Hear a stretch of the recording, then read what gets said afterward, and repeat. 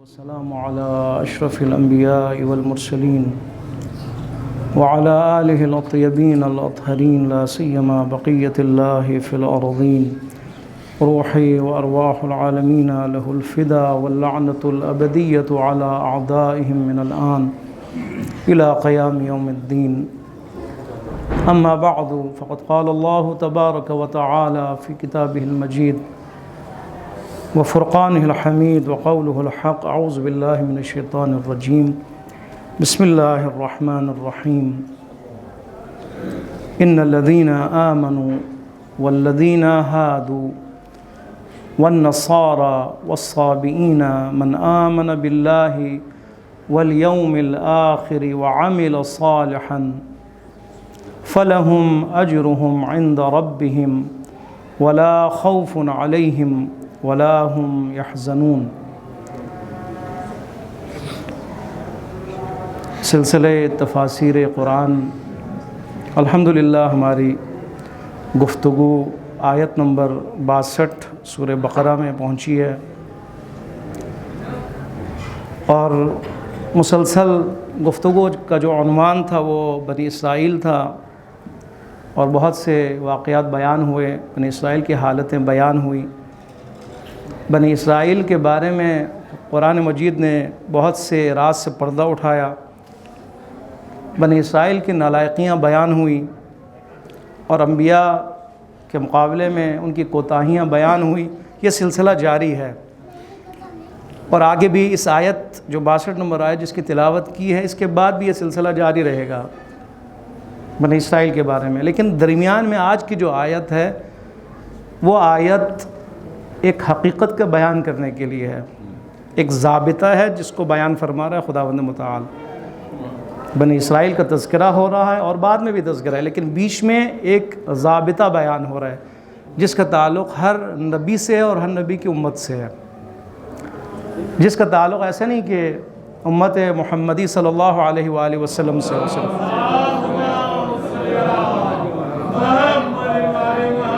ہر نبی کے ماننے والوں سے اس کا تعلق ہے، اس کے ضابطے کا تعلق ہے، اس قانون کا تعلق ہے. اس ضابطے کے بغیر انسان کے لیے نجات ممکن نہیں ہے. لہٰذا ہم اس کو یہ عنوان دے سکتے کہ یہ قانون نجات ہے، یہ ضابطہ نجات ہے ہر امت کے لیے، چاہے وہ امت عیسیٰ ہو، چاہے امت موسیٰ ہو، چاہے وہ امت یحییٰ ہو یا امت عیسیٰ علیہ السلام ہو یا حضرت محمد مصطفیٰ کی امت آپ اور میں، سب کے لیے یہ ہے، یہ ضابطہ سب کے لیے ہے، کوئی اس سے مستثنیٰ نہیں ہے. اس لیے بیان ہوا، اس کی اہمیت آپ کے سامنے شاید ظاہر ہو گیا. اس ضابطہ حیات، ضابطہ نجات کا تعلق ہر امت نبی، ہر امت رسول سے ہے. اس ضابطے پہ اگر کوئی پورا نہ اترے وہ ظاہراً ممکن ہے اس امت کا حصہ ہو، لیکن نجات اس کی ممکن نہیں ہے. ہمارے لیے بھی ترجمہ آپ دیکھیں، ان الذین آمنوا، یقیناً وہ لوگ کہ جو ایمان لے کے آئے. یہاں پہ ایمان کا تعلق یعنی مسلمان، یقیناً وہ لوگ کہ جو رسول اللہ کی نبوت پر ایمان لے کے آئے یعنی مسلمان ہیں. اور وہ لوگ الذین ہادوا کہ جو یہودی ہیں، حضرت موسیٰ علیہ السلام کی امت سے ہیں. والنصارى اور وہ امت جس کا تعلق حضرت عیسیٰ علیہ السلام کے ساتھ ہے. والصابئین اور وہ امت جن کا تعلق حضرت یحییٰ علیہ السلام، ظاہراً مشہور جو ہے صابئین کا تعلق یعنی امت حضرت یحییٰ علیہ السلام. بعض نے حضرت آدم بھی کہا، بعض نے حضرت نوح بھی کہا. اس کا مطلب ہے کتنی 4 امتیں بیان ہوئی ہیں، امت موسیٰ، یہودی، ہادو، آمنو یعنی مسلمان، نصارہ یعنی مسیحی، صابئین یعنی حضرت یحییٰ کے ماننے والے، چاہنے والے.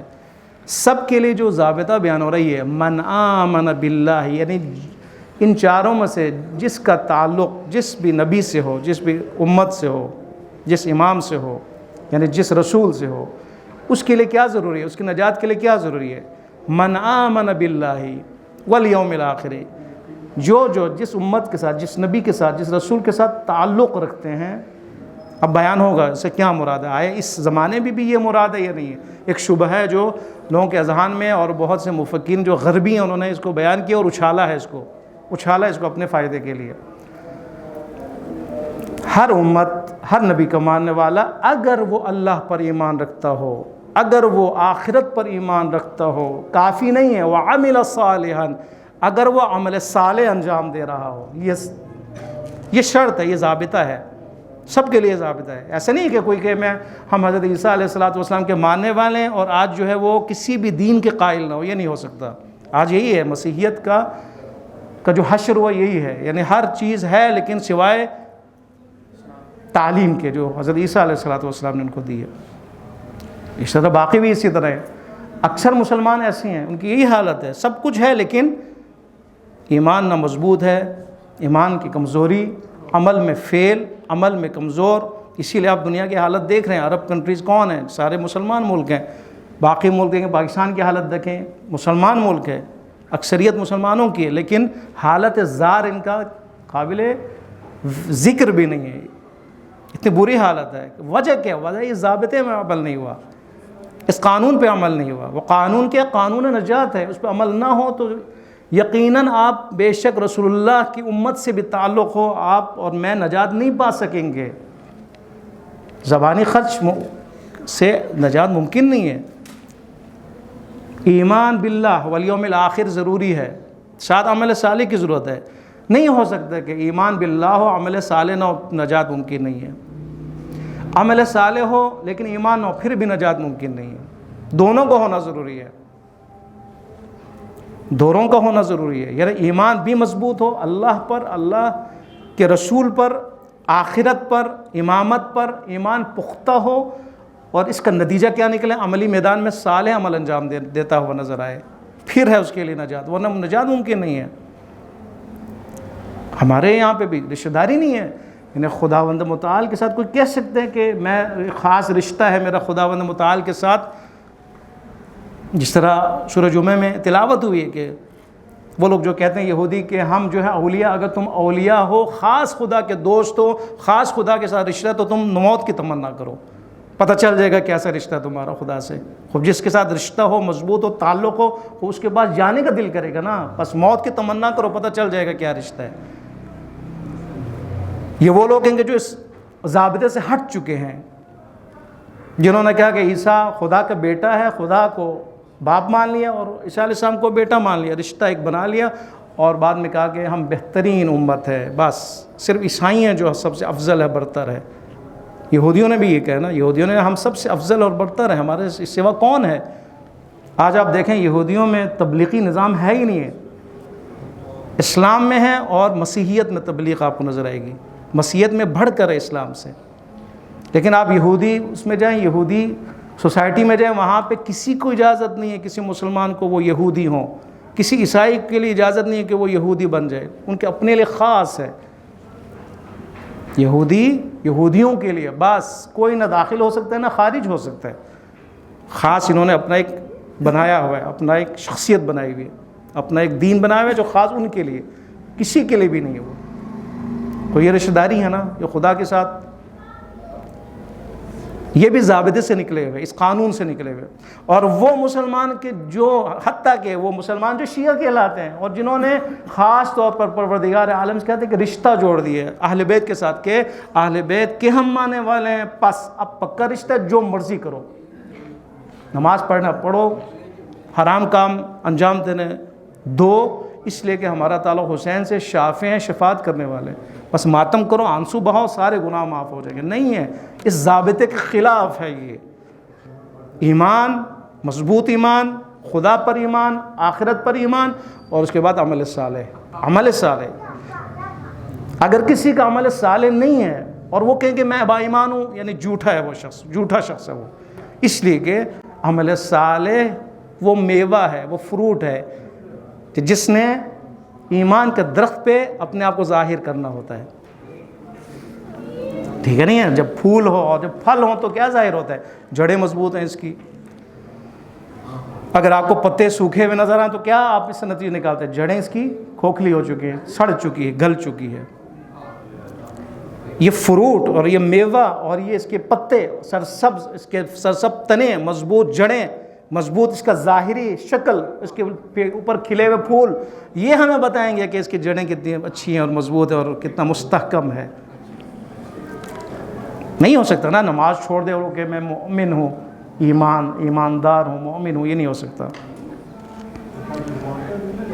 بہت ہی اہم آیت ہے۔ فرماتے ہیں کہ چاہے یہودی ہو، چاہے عیسائی ہو، چاہے مسلمان ہو، چاہے صابئین ہو، ان میں سے کوئی بھی اگر اللہ پر ایمان رکھے، اللہ کے رسول پر تو ایمان ہے کیونکہ ہر نبی کی امت کا تذکرہ ہوا ہے، اور آخرت پر ایمان رکھے اور عمل صالح انجام دو، اگر وہ دے تو اس کے لیے کیا ہے؟ ان کے پروردگار کی طرف سے ان کے لیے اجر ہے، اجر ہے، نہ ان کے لیے کوئی خوف ہے، نہ ان کے لیے کوئی حزن ہے۔ اس کا جو نتیجہ وہ یہ ہے، ان کے لیے صلہ ہے۔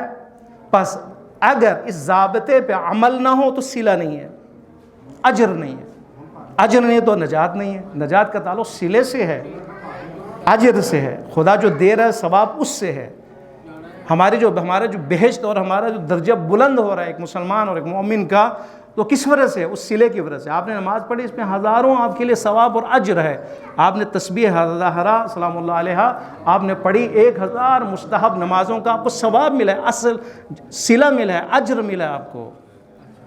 یہ کیوں ملا ہے؟ آپ نے کچھ کیا تو ملا ہے نا، آپ نے نماز جیسی عبادت کی تو ملا ہے نا، آپ نے روزہ رکھا اور اپنے آپ کو پیاس اور بھوک میں رکھا خدا کے حکم سے اور خدا کے امتثال کی نیت سے، اس لیے آپ کو اجر ملا نا۔ پس عمل صالح یہ سارا، اس کے بغیر ممکن نہیں ہے، صلہ ممکن نہیں ہے، اجر ممکن نہیں ہے۔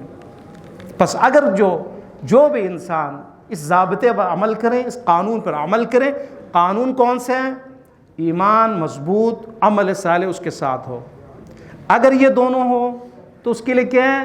صلہ ہے، اجر ہے۔ کن کے پاس اجر ہے؟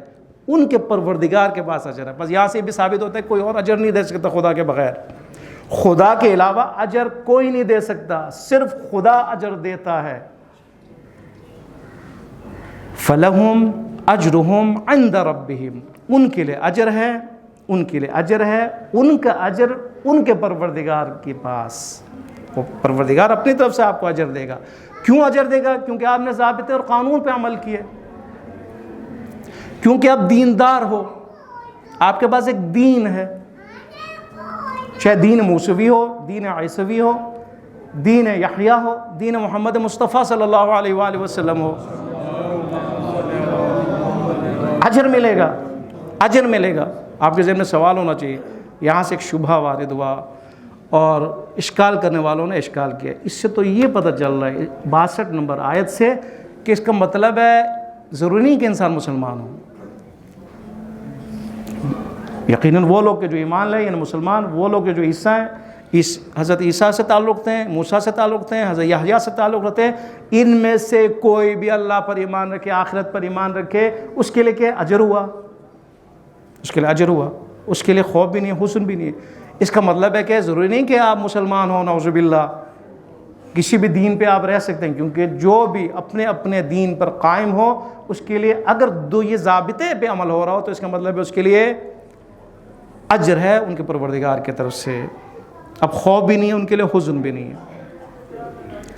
یہ شبہ ہے جو وارد ہوا ہے، اور بہت سے مستشرقین نے اور ان مفکرین نے کہ جو اس بہانے کے تلاش میں ہوتے ہیں کہ ہم صلح کی بات کریں، ہم جو ہے وہ آپس میں مل جول رکھنے کی بات کریں، ہم جو ہے امن کی بات کریں، اور امن کی بات کیسے کریں کہ دیکھیں سارے ٹھیک ہیں، سارے اپنے اپنے جگہوں پر ٹھیک ہے، وہ اگر یہودی ہے تو وہ ٹھیک ہے، یہ عیسائی ہے وہ ٹھیک ہے، اس کے لیے ضروری نہیں کوئی مسلمان ہو، کوئی حضرت یحییٰ یا کسی اور نبی کا پیروکار ہے، شریعت پہ ہے تو وہ ابھی بھی اسی پہ رہے۔ کیوں؟ اس لیے کہ آیت ہی کہہ رہی ہے ان الذین آمنوا والذین ہادوا والنصارى والصابئین من آمن باللہ والیوم الآخر وعمل صالحا۔ یہ اگر اس ضابطے پہ عمل ہو رہا ہو تو اجر اس کو بھی ملے گا اور ایک مسلمان کو بھی اجر ملے گا۔ یہ ہو گیا جی ایک شبہہ، یہ اشکال کہ اس سے ایک غلط چیز جو ہے وہ ثابت کرنا چاہا، حالانکہ ایسا نہیں ہے، کیونکہ اس کے لیے شان نزول ہے، اس کے لیے ایک شان نزول ہے، بیان ہوا ہے، وہ ہے حضرت سلمان علیہ السلام، سلمان فارسی، ان کے حوالے سے کہ آپ کو پتہ ہے جناب سلمان علیہ السلام کی عمر 250 سال حتیٰ کہ 300 سال کے اوپر بھی لکھی گئی ہے، بہت لمبی عمر کے تھے، خوب لمبی عمر کے تھے، ظاہر مسلمان ہوئے، فارس سے گئے، ایران سے گئے، پتہ چلا ایک مذہب، ایک دین جو ہے وہ آیا ہے، اور محمد نام کا ایک شخصیت جو ہے ان کی تبلیغ کر رہے ہیں، آخر پہنچے، سفر کرتے کرتے مکہ پہنچے، مسلمان ہوئے۔ اس سے پہلے کی عمر ظاہر ہے ان سے پہلے انہوں نے عمر کی ہوئی ہے، جی ہیں انہوں نے۔ تو یہی وجہ کہ رسول اللہ سے سوال کیا کہ آپ ہمیں یہ بتائیں کہ وہ لوگ کہ جو ہم سے پہلے تھے ان کا کیا بنے گا، جو اپنے اپنے دین پہ تھے، مثلا حضرت عیسیٰ علیہ السلام، اس سے پہلے حضرت عیسیٰ علیہ السلام کی شریعت تھی، جو ان پر تھے ان کا کیا بنے گا، ان کا کیا ہوگا، ان کے لیے اجر ہے یا نہیں ہے، ان کے لیے جنت ہے یا نہیں ہے، ان کے اعمال قابل قبول ہے یا نہیں ہے۔ تو وہیں سے ایک صاحب اٹھے، انہوں نے کہا نہیں جی وہ تو جہنمی ہے۔ رسول اللہ سے پہلے حضرت عیسیٰ کے زمانے میں جنہوں نے عبادتیں انجام دی، انہوں نے کہا کہ حدیث میں ہے، روایت میں، کہ جو انہوں نے عبادت کی، حتیٰ کہ جو انہوں نے نماز پڑھی، اس کا کیا ہوگا۔ بیچ میں سے ایک بندے خدا کھڑا ہوا، کہا وہ تو جہنمی ہے۔ یہ آیت نازل ہوئی، یہ شان نزول ہے، یعنی اس سوال کے، اس پرسش اور اس سوال کے جواب میں یہ آیت نازل ہوئی ہے کہ نہیں، ایسا نہیں ہے، ایسا نہیں کہ جو پہلے گزر گئے اور ان کے اپنے زمانے میں جو تھے اور عبادت انجام دیتے تھے وہ بھی ہماری نظروں میں نعوذ باللہ مردود ہیں، ایسا نہیں ہے، ان کے لیے اجر ہے، چاہے پہلے اپنے اپنے زمانے میں ہو، چاہے آج کا مسلمان ہی ہو، ضابطہ سب کے لیے ایک ہے۔ اس کا یہ مطلب نہیں کہ اب جو ہے نا آج کے مسیحی، آج کے یہودی، آج کے صابئین ان کے لیے کوئی اجر ہو، ایسا نہیں ہے، ایسا نہیں ہے، ان سب کے لیے ضروری ہے کہ وہ اسلام لے کے آئیں۔ اس لیے کہ سورہ آل عمران کے 19ویں آیت کہہ رہی ہے وَمَن يَبْتَغِ غَيْرَ الْإِسْلَامِ دِينًا فَلَن يُقْبَلَ مِنْهُ، کیونکہ آیات قرآن ایک دوسرے کی تفسیر کرتی ہیں۔ یہاں پہ شبہ وارد ہوا ہے نا، آپ جائیں کسی اور آیت میں، 19 نمبر آل عمران کی آیت کیا کہتی ہے، وَمَن يَبْتَغِ غَيْرَ الْإِسْلَامِ، جو بھی اسلام کے علاوہ کسی دین کو قبول کرے یا اس کی طلب میں جائے، فَلَن يُقْبَلَ مِنْهُ، اس سے اس دین کو قبول نہیں کیا جائے گا۔ آج زمانہ کیا ہے، رسول خدا ہیں، آج کے زمانے میں رسول اللہ کے بعد آپ کے امت کے زمانے میں کوئی بھی حق نہیں رکھتا کہ وہ اپنے اپنے دین پر قائم رہیں، یہ نہیں ہو سکتا، یہ اس کے لیے دلیل ہے۔ اور اس کے علاوہ آپ دیکھیں اور بھی دلیلیں ہیں، خود حضرت عیسیٰ علیہ السلام نے خود پیشن گوئی کی ہے، نہیں رسول اللہ کی آمد کی ہے، ہر نبی نے آپ کی آمد کی پیشن گوئی کی ہے، نہیں ہے، کی ہے، آپ کی صفات بیان ہوئے نہیں، تورات اور انجیل میں ہوئے ہیں، پیروی کا حکم خود رسول اللہ نے دیے نہیں، ان کو دی ہے نا۔ تبلیغ، یہ ساری تبلیغ کیا تھی، 23 سالہ زندگی کیا تھی رسول اللہ کی، پتھر جو کھائیں وہ کیا تھے، شکنجہ جو ہوا وہ کیا تھے، آپ کو زخمی جو کیا گیا وہ یہی تبلیغ تو تھی۔ اس کا مطلب ہے نہ یہودی مجاز ہیں، قانونی ہیں، شرعی لحاظ سے اس وقت حق رکھتے ہیں کہ وہ مسیحی رہیں، نہ یہودی حق رکھتے ہیں یہودی رہیں، نہ کوئی اور، بلکہ مسلمان ہونا ہے، اس لیے کہ سارے منسوخ ہو چکے ہیں، سارے ادیان اپنے اپنے زمانوں کے لیے ہے، رسول اللہ کے زمانے میں نہیں ہے۔ یہ شبہ جو ہے یہ وارد ہوا ہے، آپ کے سامنے عرض کیا۔ ضابطہ بہت اہم ہے، ضابطہ کیا ہے، جو بھی اب رسول اللہ کی امت کے ساتھ اس ضابطے کا تعلق ہے، اب باقی امتوں کے ساتھ نہیں ہے، یعنی آج مسلمانوں اور ہمارے ساتھ اس کا تعلق ہے کہ ہم نے اگر نجات حاصل کرنا ہے تو ہمارے لیے کوئی قانون ہے، ضابطہ ہے یا نہیں، ضابطہ ہے، اس سے ہٹیں گے ہم قانون سے ہٹ جائیں گے، ضابطے سے ہٹ جائیں گے، ہوگا کیا، ممکن ہے میں کہوں میں مسلمان ہوں لیکن میرے لیے کوئی صلہ نہیں ہے، میرے کوئی اجر نہیں ہے، میرا عمل ضائع ہے، میرا عمل قابل اعتبار نہیں ہے شرعی لحاظ سے، خدا کے حضور میں جو مرضی کرتے رہو، خدمتیں کرتے رہو۔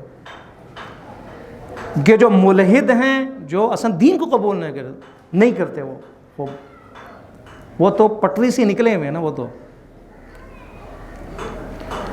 وہ اگر کوئی عمل صالح یعنی ظاہر طور پر خدمت انجام دے، قبول ہے ان کے لیے، قبول نہیں ان کے لیے، این جی اوز بنائیں، قبول ہے نہیں، قبول نہیں ہے، یتیم خانہ اگر بنائیں ان کے لیے، قبول ہے، قبول نہیں ہے۔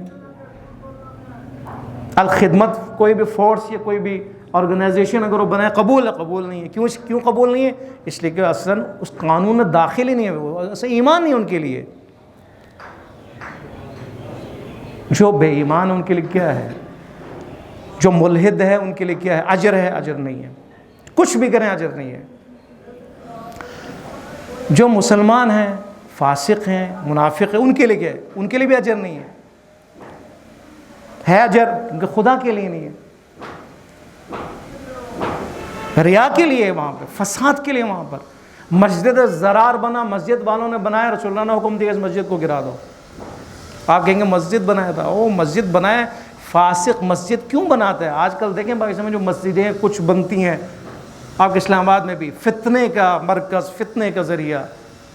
خود دیکھنا ہے کہ یہ مسلمان اگر ہے تو اس نے یہ خدمت کس وجہ سے انجام دی ہے. یہ بہت اہم ہے، امپورٹنٹ ہے.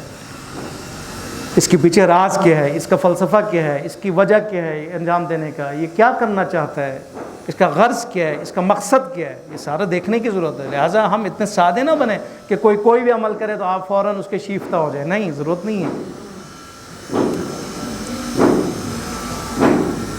ضابطہ بہت اہم ہے. ضابطہ، اس ضابطے پہ عمل کریں گے تو آپ کو اجر بھی ملے گا، آپ مستحق اجر بھی ہیں. اجر کی وجہ سے بہشت کے بھی مستحق ہے، وہاں پہ موجود حوروں کے بھی مستحق ہے. یہ سارے اجر ہے آپ کا، آپ کے لیے صلہ ہے، آپ کی قیمت ہے. یہ سارا قیمت ڈپینڈ کس پہ کر رہا ہے؟ ایمان اور عمل صالح کے اوپر. اور اس کے بعد کیا ہے؟ حزن نہیں ہے اس کے لیے، خوف نہیں ہے اس کے لیے. ولا خوف علیہم ولا هم يحزنون. خوف اور حزن میں فرق ہے. خوف آئندہ آنے والوں کے لیے، آئندہ آنے والے زمانے کے لیے، آئندہ آنے والے حالات کے لیے استعمال ہوتا ہے. حزن پچھلے گزرے ہوئے زمانے کے لیے استعمال ہوتا ہے. خوف آئندہ کیا ہوگا، میرا کیا بنے گا، میرے اولاد کا کیا بنے گا، میرے بینک بیلنس کا کیا بنے گا، میں نے اتنی کمائی کی اس کا کیا بنے گا، میرا اپنا کیا بنے گا. یہ سارا کیا خوف ہے.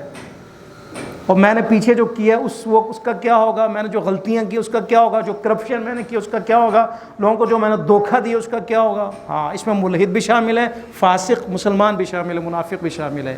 سارے خوف میں ہوں گے. کیوں؟ اس لیے کہ ضابطے پہ عمل نہیں کیا انہوں نے. ضابطے پہ عمل نہیں کیا، قرآنی ضابطے، الہی ضابطے پہ عمل نہیں کیا. کرنا کیا چاہیے تھا؟ ایمان کو مضبوط کرنا چاہیے تھا، عمل صالح انجام دینا چاہیے تھا. وہ عمل کہ جو اس کے اندر صلاحیت پیدا کرے کہ وہ اجر کے مستحق ہو جائے اور اس کی خوف ختم ہو جائے، حزن ختم ہو جائے، لیکن اس کے اندر وہ صلاحیت نہیں ہے. ایمان کمزور ہے یا عمل صالح میں کمزور ہے. دونوں صورتوں میں مسلمان ہو پھر بھی اس کے لیے خوف ہے. آئندہ کیا ہوگا. جو ملحد ہے اس کے لیے 100 برابر خوف ہے. آج کل خودکشیاں کیوں ہو رہی ہیں؟ اسی لیے، اسی خوف کی وجہ سے.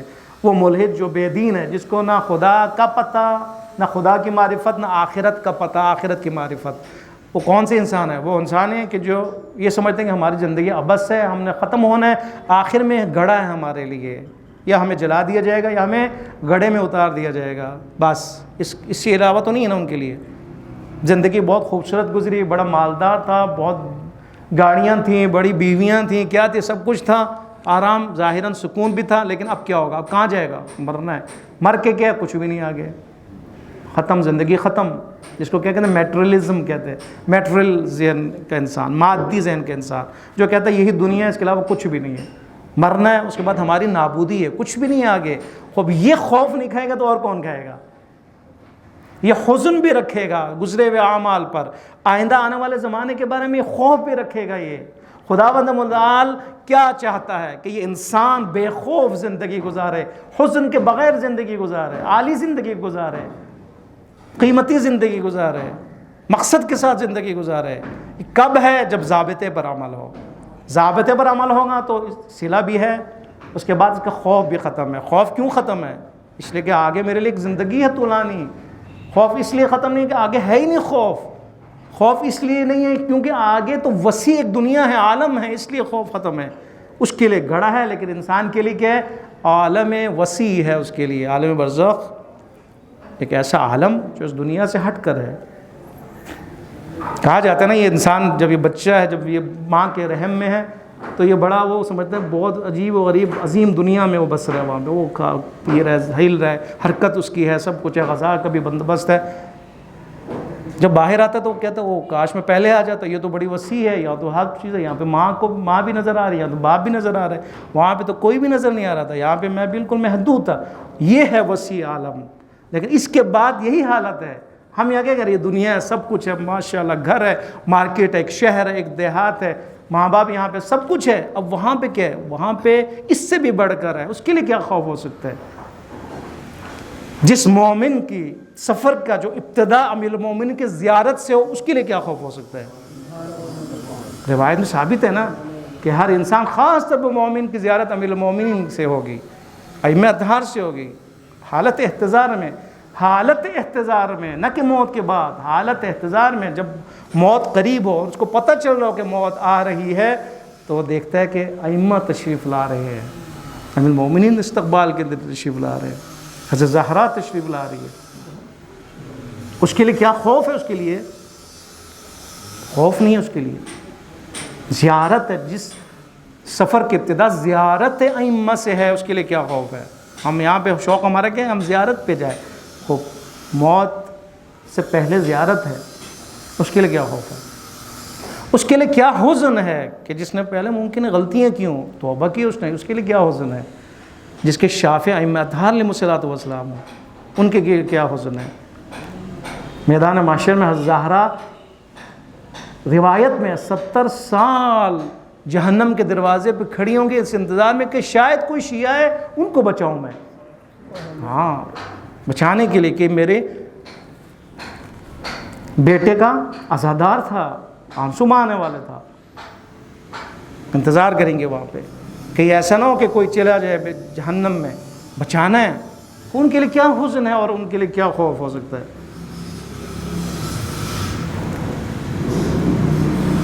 مومن کا اجر یہی ہے، مومن کا صلہ یہی ہے، سکون، دنیا میں بھی سکون اور جاتے ہوئے بھی وہ سکون میں ہو، ڈپریشن میں نہ ہو۔ ایسا ڈپریشن جو اس کو خودکشی پر آمادہ کر دے، نہیں، مومن خودکشی نہیں کرتا، مومن شہادت چاہتا ہے، اس راہ میں، دونوں میں فرق ہے۔ مومن بھی جانا چاہتا ہے، خودکش بھی جانا چاہتا ہے، خودکشی کرنے والا عام انسان، لیکن دونوں میں فرق ہے۔ یہ تنگ آ کے جانا چاہتا ہے اور یہ خوشی میں جاتا ہے، یہ پشیمان ہو کے جا رہا ہے لیکن وہ سکون سے جا رہا ہے، اپنے کیے پر نادم نہیں ہے، اپنے کیے پر خوش ہو کے جا رہا ہے۔ جو شہادت طلب ہے مسلمان، قاسم سلیمانی جیسے، شہید حججی جیسے بڑی بڑی ہستیاں، سید عباس موسوی جیسے، جن کو پتہ ہے ہمارے لیے شہادت لکھی جا چکی ہے، وہ سکون سے ہیں، ان کو پتہ ہے صلہ مل رہا ہے۔ ہم ضابطے کے پر عمل کرنے والے تھے، الہی اور قانونی ضابطے پر ہم نے عمل کیا ہے، اس کے لیے کیا پریشانی ہے؟ صلہ مل رہا ہے اور یقین ان کو صلے پر بھی یقین ہے، اور اسی لیے لا خوف علیہم ولا هم یحزنون، ان کے لیے نہ خوف ہے، ان کے لیے نہ حزن ہے۔ بس اگر انسان دنیا میں خوف میں ہو اور حزن میں ہو، یہ خود نشانی ہے کہ اس کے لیے مشکل ہے، بس یہ اپنے اوپر، اپنے اعمال پر تھوڑا توجہ دے۔ اگر ہم ڈپریشن کے شکار ہیں دنیاوی معاملات میں، ہاں اگر آخرتی معاملے میں ڈپریشن میں، تو یہ تو بڑی اچھی چیز ہے، میرا آخرت کا کیا بنے، قبر کا کیا بنے گا، میرا عمل کا، یہ وہ مشکل نہیں ہے، آپ کو ٹینشن ہونا، یہ تو بڑی اچھی چیز ہے، آنسو بھی بہے، آپ روئیں، لیکن دنیاوی معاملات میں ہائے افسوس نہیں ملا، ہائے افسوس میرے پاس یہ نہیں ہے، ہائے لٹ گیا، ہائے یہ ہو گیا، ہائے آمدنی کم ہے، نہیں، اگر ایسا ہے، حادثہ ہو گیا اور یہ گریاں ہو گیا، آپے سے باہر ہو گیا، یہ ریڈ لائن کراس کرنے لگا، یہ شکایت کرنے والا بن گیا، یہ شاکی بن گیا، یہ اور الفاظ مشرکانہ الفاظ اس کے زبان سے ادا ہونے لگے، تو اس کا مطلب ہے اس کے اندر خامی ہے، کمزوری ہے۔ کمزوری کہاں پر ہے؟ ایمان کے اندر اور عمل صالح کے اندر، اور خاص طور پر ایمان کے اندر، وہاں پہ مشکل ہے، وہاں پہ ضعف ہے، وہاں پہ کمزوری ہے۔ ان الذین آمنوا یقیناً وہ لوگ کہ جو ایمان لے کے ہیں، والذین ہادوا، اور وہ جو یہودی ہوئے، جو یہودی ہیں، والنصارى، اور جو عیسائی ہیں، والصابئین، جو یحییٰ علیہ السلام کے پیروکار ہیں، اپنے اپنے زمانے میں، اب یہاں پہ اپنے زمانے میں، اگر آمن باللہ، اگر وہ اللہ پر ایمان رکھتے تھے اور ہم رکھتے ہیں، والیوم الآخر، اور آخرت پر وہ ایمان رکھتے تھے اور ہم رکھتے ہیں، اور ساتھ ساتھ وعمل صالحا، عمل صالح اگر انجام دیتے تھے اور دیتے ہیں، کیا ہے ان کے لیے؟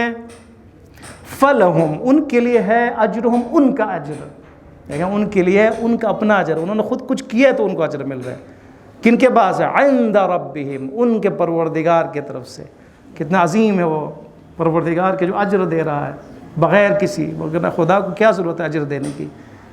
ہمیں ضرورت ہے، ہمیں ضرورت ہے، اس لیے خدا دے رہا ہے، انسان کو ضرورت ہے اس لیے دے رہا ہے، کیوں؟ اس لیے کہ آخرت کی جو زندگی ہے وہ ڈیپینڈ کرتی ہے کس کے اوپر؟ اسی اجر کے اوپر، کہ کتنا ہمارا عمل کا ترازو کتنا بھاری ہے۔ وہ بھاری کرنے کے لیے پتھر تھوڑے رکھنے اس ترازو کے اندر، یہی سلے رکھنے، یہ جو سلے مل رہے ہیں نا، درجات میں اضافہ ہو رہا ہے، یہی ہمارے لیے وزن بنے گا، ہمارے اعمال کے لیے وزن بنے گا۔ جو صلوات آپ بھیجتے ہیں، جو درود آپ بھیجتے ہیں، جو تسبیح آپ کرتے ہیں، جو ذکر الہی آپ جو ہے وہ اپنی زبان پہ جاری کرتے ہیں، جو خدمات آپ انجام دیتے ہیں، کسی کا بھلا کرتے ہیں، کسی کی مدد کرتے ہیں، خاص طور پر بہت اجر ہے اس کے لیے، بہت اجر ہے۔ الزہرا سلام اللہ کی روایت ہے کہ جو بھی کسی کی خدمت کرے، کسی کی مشکل حل کرے اور ایسی مدد کرے کہ اس کا مرجھایا ہوا انکھلا چہرہ کھل پڑے، تو فرماتے ہیں اس کے لیے جو اجر ہے نا، اس کی وسعت پتہ کتنی ہے؟ اتنی ہے کہ جتنی سورج کی شعاعیں جہاں جہاں پڑتی ہے، سورج کی شعاعیں کہاں کہاں پڑتی ہے، وہ کہتے ہیں یہ اس کے لیے اجر ہے، اتنا بڑا اجر اس کے لیے۔ صلہ ہے یہ، ہم اس سے ناشنا ہیں، آشنا ہونے کی ضرورت ہے تاکہ اس میں آگے بڑھیں۔ ہمارے حزن کی وجہ یہی ہے نا، ہم نے کچھ بھی نہیں کیا۔ جو کہہ رہے ہیں ولا خوف علیہم ولا هم يحزنون کا جو ایک اس کی علت اور وجہ کیا یہی ہے کہ آپ نے صلہ لی ہے، خدا صلہ دے رہا ہے، آپ مطمئن ہیں، آپ نے کچھ کیا ہے خدا کے لیے، خدا کی راہ میں، خدا نے صلہ دی ہے، آپ کا اعمال کا پلڑا بھاری ہے، خالی نہیں ہے، اس وجہ ہے، اس کی ایک وجہ یہ ہے، حزن نہیں، اور نہ اس کے لیے خوف ہے، کیونکہ آگے اس کے لیے دروازہ کھلا ہوا ہے، آگے اس کے لیے نعمتیں ہی نعمتیں، آگے اس کے لیے بہشت ہے، آگے اس کے لیے ائمہ اطہار علیہ الصلوۃ والسلام ہے، ان کا محلہ ہے، ان کا قصر ہے، ان کے رضا ہے، ان کی ہمسائیگی ہے، یہ سارا آگے ہے، تو کیا مشکل ہے؟ لہٰذا اس پہ توجہ دینے کی ضرورت ہے۔ انشاءاللہ پروردگار عالم کی بارگاہ میں ہم دعا کرتے ہیں آج کی جو نشست ہے وہ برائے سال ثواب ہے ڈاکٹر یعصوب صاحب کے ساس و سسر مرحومین کے نام پہ، اور جنہوں نے اکرم صاحب نے بھی جو ہے وہ تبرک کا اہتمام کیا۔ یقیناً آپ صاحب بھی اس میں شریک ہیں، آپ کا شریک ہونا یعنی اس کے صلے کے طور پر یقیناً آپ کو بھی اور آپ کے تمام مرحومین کو اس کا اجر جائے گا انشاءاللہ۔ پروردگار عالم ہماری اس نشست کو اپنی عبادت شمار فرما، پروردگار آپ حق محمد و آل محمد اس کے اجر و ثواب کو ہم ہدیہ کرتے ہیں۔ تمام انبیاء اولیاء اوصیاء شہداء مدافر شہداء انقلاب امام راحل امام خمینی رحمۃ اللہ علیہ، شہید عارف حسین حسین ڈاکٹر محمد علی نقوی، تمام شہداء اسلام، حاضرین کے تمام مرحومین، آج کے میزبان ان کے تمام مرحومین کی طرف خدایا ان کے درجات کو بلند